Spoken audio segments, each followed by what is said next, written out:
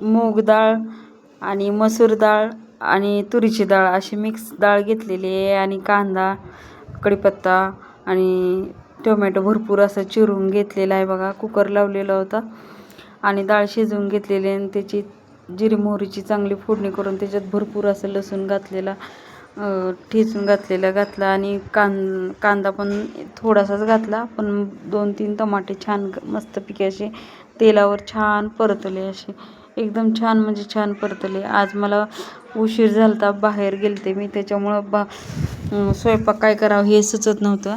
मग नंतर ठरवलं की आपण नाही ना गाड्यावर जसं दालचा भात मिळतो ना तसा दालचा करायचा. त्याच्यासाठी मी दोन्ही तिन्ही डाळ मिक्स केल्या आपल्या कुकरला, 2-3 शिट्ट्या करून घेतल्या आणि इकडं भरपूर टमाटा, कांदा हे सगळं मस्तपैकी छान तळलं.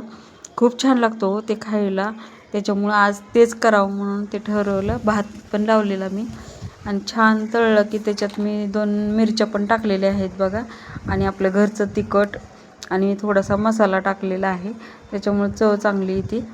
आणि मग टाकून दिलं त्याच्यात बघा आणि छान हलवलं आणि एक उकळी येऊ दिली. झालं आपलं तयार झालं बघा हे मस्तपैकी. तोपर्यंत मी इकडं भात पण लावून घेतला. खूप छान लागते बरं का गरम गरम भात आणि हे दालचा लोणचं ते खूप छान झालं. आता मी इकडं गवारची शेंग पण केली आणि अहोंना खाण्यासाठी आणि चपात्या पण केल्या. कणिक मळून पटकन चपात्या पण करून घेतल्या आणि इकडं गवारची शेंग पण करून घेतली होती. त्यामुळं माझा स्वयंपाक लवकर झाला.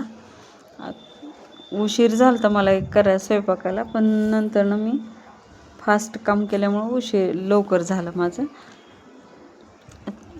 या जेवायला. आता हे अहोंनावर ताट वाढून दिलं मी अगोदर आणि नंतर मी घरी घातलेलं लोणचं आहे, त्याच्यामुळं हे लोणचं, गवारची शेंग आणि भात आणि हा दालचा घेतला. एकदम छान मस्तपैकी लागला बरं का, एकदम छान लागला. गरमागरम मी खाऊन घेतलं, मस्त एकदम छान लागला.